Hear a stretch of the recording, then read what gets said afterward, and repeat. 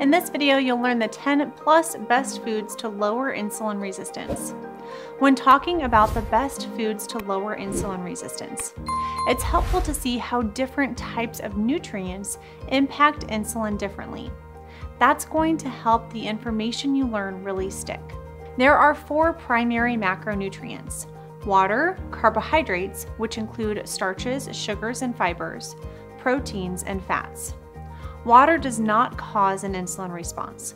Starches and sugars are 2 types of carbohydrates.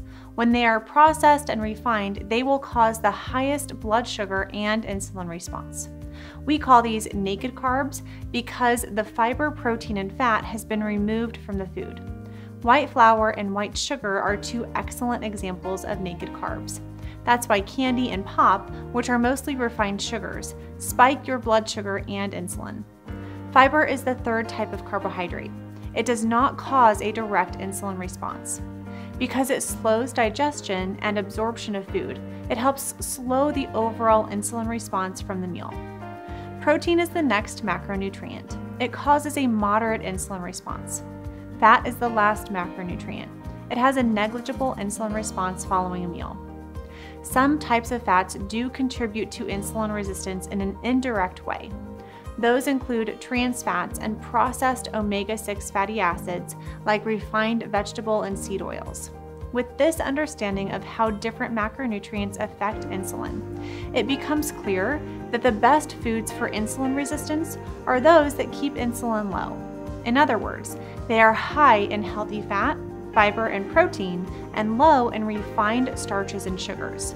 Throughout this video, you'll see screenshots of the macronutrients in the recommended foods. You'll hear me refer to the net carbs in a food. Net carbs, or net carbohydrates, are the total amount of carbohydrates minus the fiber in the food. Net carbs only includes the starches and sugars because those are the types of carbs that cause a blood sugar and insulin response. The screenshots you're about to see come from the Carb Manager app. This is an app that helps you track your macronutrients to learn more about what is in your food. You can get free training videos to help you get set up with Carb Manager at zivli.com/macros.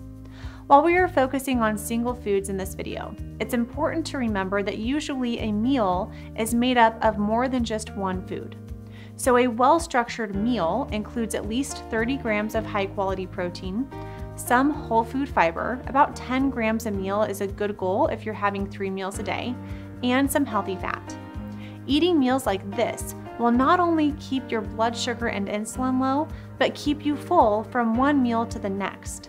This will help reduce snacking, which will also help reduce insulin resistance. Let's start with animal products and then we'll finish the video with plant products. Animal products are excellent sources of concentrated protein, meaning they're low in carbs and high in protein. This is a helpful combination when lowering insulin resistance. The first food that's great to lower insulin resistance is wild-caught salmon. 5 ounces of wild-caught salmon has 0 carbs, 31 grams of protein, 18 grams of fat, and 292 calories. To reduce the price per serving, we like to buy a big fillet at Costco and cut it into individual serving sizes, then freeze what we don't eat right away. Next up is chicken. Chicken is my favorite protein for meal prep because it seems to keep its flavor the best. 4 ounces of chicken breast has no carbs, 35 grams of protein, 5 grams of fat, and 196 calories.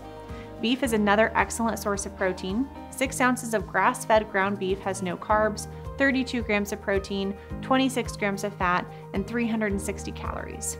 Eggs are one of my go-tos for breakfast or lunch.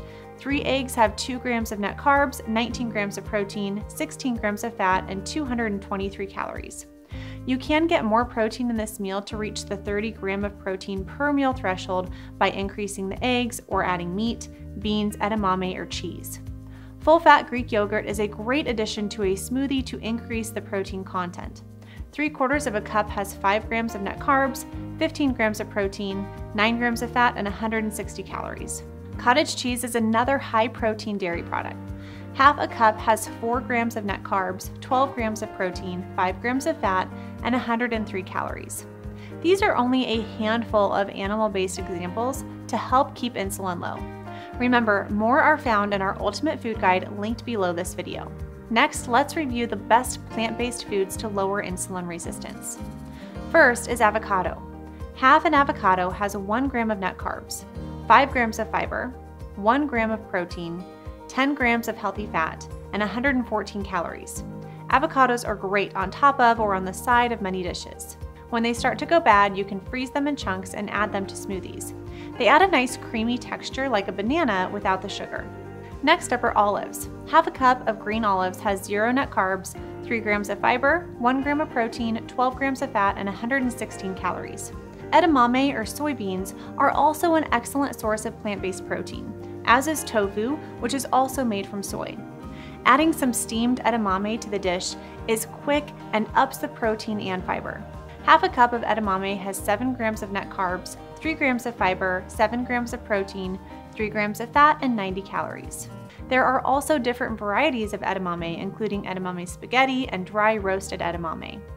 A third of a cup of this dry roasted edamame has 130 calories, 5 grams of fat, 3 grams of net carbs, 6 grams of fiber, and 14 grams of protein. These are great if you're on the go and need some protein for a snack or as part of a meal, and you could also use them as a salad topper. Nuts, seeds, and berries are other great options to lower insulin resistance. A quarter of a cup of almonds has 3 grams of net carbs, 4 grams of fiber, 7 grams of protein, 18 grams of healthy fat, and 206 calories. A quarter of a cup of walnuts has 2 grams of net carbs, 2 grams of fiber, 4 grams of protein, 19 grams of fat, and 191 calories. Shelled hemp hearts are a good source of plant-based protein.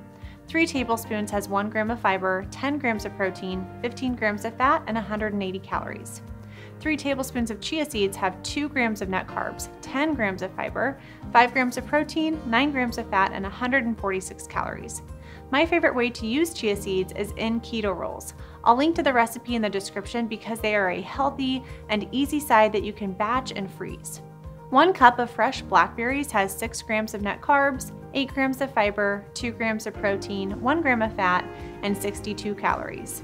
1 cup of fresh raspberries has 7 grams of net carbs, 8 grams of fiber, 1 gram of protein, 1 gram of fat, and 64 calories. Blackberries and raspberries, followed by strawberries, are the 3 best berries for insulin resistance because they are the lowest in sugar and highest in fiber. Other excellent foods for insulin resistance are non-starchy vegetables. A simple rule of thumb here is if it's green, it's probably non-starchy. I didn't do a carb manager shot for these because there's not a lot in them besides water, fiber, and macronutrients. These would be your lettuce, spinach, bell peppers, cucumbers, zucchini, and the like. So there you have it, the 10 plus best foods to lower insulin resistance and why regarding their macronutrient composition. For a full list of 80 plus foods to help keep insulin and inflammation low, download our Ultimate Food Guide at zivli.com/Ultimate Food Guide. We'll put a link to that in the description.